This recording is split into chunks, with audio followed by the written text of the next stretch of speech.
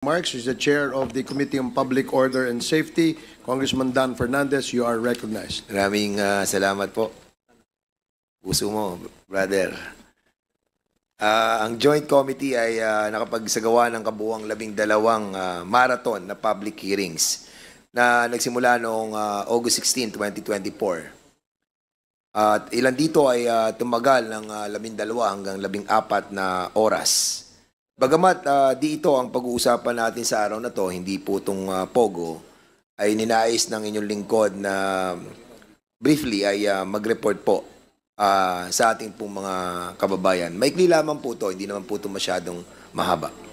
Nais ko lamang po ibahagi sa inyo yung mga ilang mahalagang natuklasan kaugnay ng mga kriminal at illegal na aktibidad ng Philippine offshore gaming operators o yung tinatawag po nating Pogo. Una dito, yung paglaganap ng Pogo matapos ang paglabas ng Executive Order number 13. Sa simula, natamasa ng bansa ang ilang benepisyo pang-ekonomiya. Marami tayo nakuhang pera sa Pogo tulad ng mga benepisyo na kukuha natin. Subalit, yung mga lokal na trabaho, saka yung kita mula sa upan ng lupa at pasilidad, yun po yung ating mga nakukuha. Kayo pa man, naging malinaw na ang negatibong epekto sa lipunan ay higit na mabigat kaysa sa mga benepisyong ito. Kaugnay ng paglabas ng EO number 74 na inisyo ng ating pong presidente na nagbabawal sa lahat ng POGOs, internet gaming licenses at iba pang serbisyong kaugnay ng offshore gaming. Isinulong namin kasama ang aking mga kapwa mambabatas ang House Bill number 10987 o ang panukalang Anti-Offshore Gaming Operations Act na naaprubahan na at malapit ng iulat ng Committee on Games and Amusement. Natuklasan din natin yung pagkakasangkot sa kriminal at illegal na aktibidades sa loob ng Pogo premises. Sa mga operasyon ng mga otoridad laban sa maraming illegal na Pogos, nadiskubre ang lawak ng mga kriminal na aktibidad gaya ng human trafficking, cybercrimes, tulad ng love scams at loan scams, money laundering at iba pang krimen gaya ng kidnapping, prostitution, torture at murder. Ang mga presyong ito ay nagresulta sa pagkakaligtas ng libo-libong mga Pilipino at dayuhan. Ang Lucky South 99 sa Porac, Pampanga, nakilala na ating pinakamalalang Pogo hub sa bansa ay pinatatakbo ng dating Chinese police officer ng China, si Duaren Wu, na ilang beses po nating inimbitahan subalit wala na, nakatakas na po.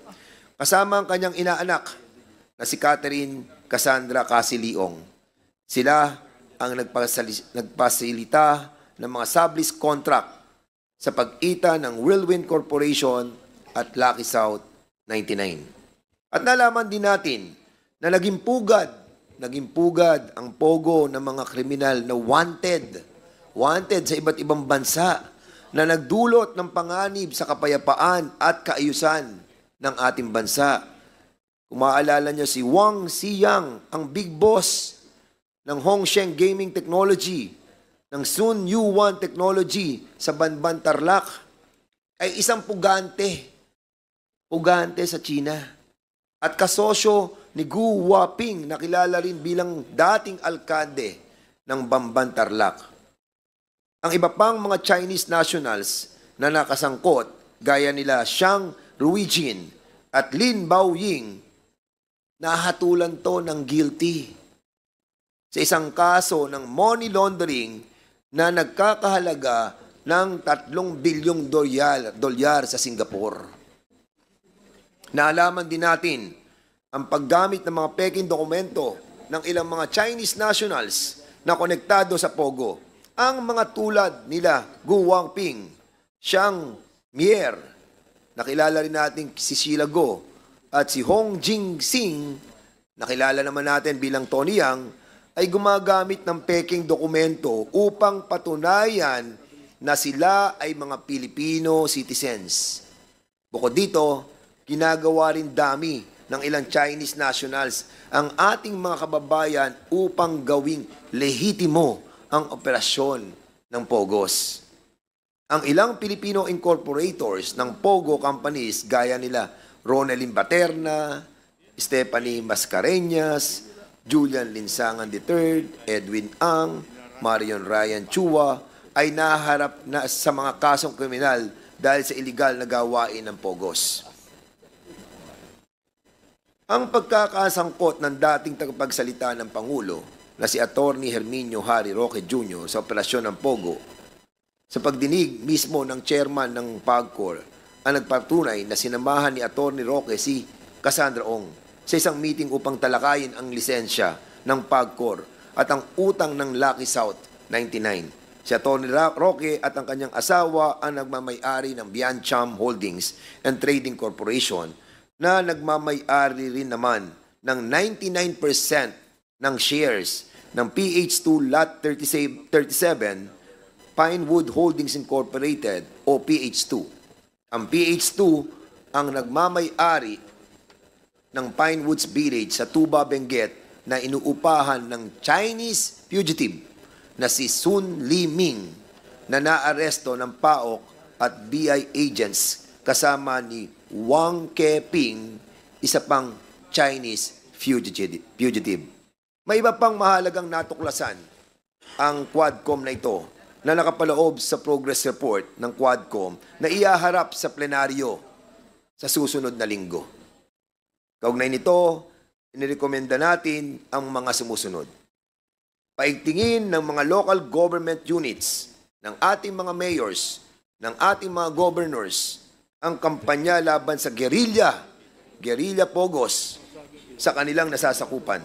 Bigyan ng Department of Labor and Employment na sapat na suporta ang 40,000 Pilipinong manggagawa ng Pogos na nawalan ng trabaho upang makahanap ng alternatibo.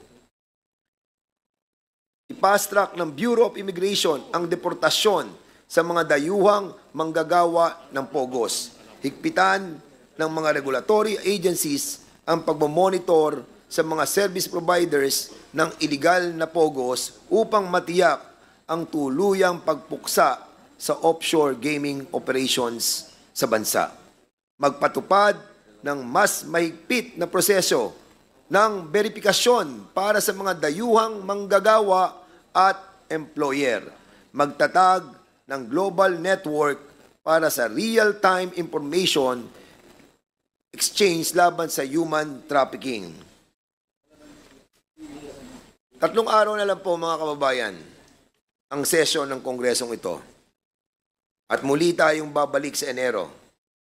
Ang Quadcom na ito ay nagnanais ng wakasan ang ilang mga issues na ating nang nabigyan ng kaukulang mga solusyon sa pamamagitan ng mga ilang inihaing panukalang batas.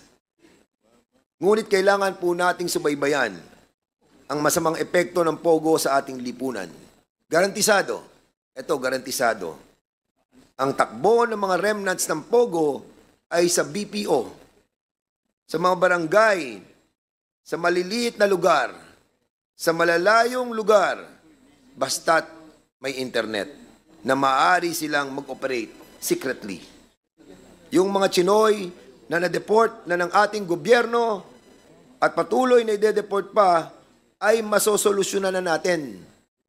Subalit ang nakikita nating problema ay kapwa nating Pilipino na natuto na mula sa mga banyaga paano mag-operate ng Pogo. It is my hope that these findings and recommendations would do justice to the countless hours of hard work rendered by my fellow lawmakers and the invaluable contributions and testimonies made by our resource persons. Sa inyong lahat, maraming po salamat at mabuhay ang bansang Pilipinas. Thank you, Chairman Dan Fernandez. The next to deliver his opening remarks is the Chair of the Committee on Public Accounts, Congressman Joseph Caraps Paduano. You are recognized. Thank you, Chairman. Nothing from my end, Mr. Chairman, and I will just yield my slot and time to Senior Deputy Speaker Don Gonzales. Thank you, Mr. Chairman. Thank you, Chairman Caraps. You seem not to be feeling well today, so So probably there will be no contempt orders. Meron. So in place of the time of Congressman Carap's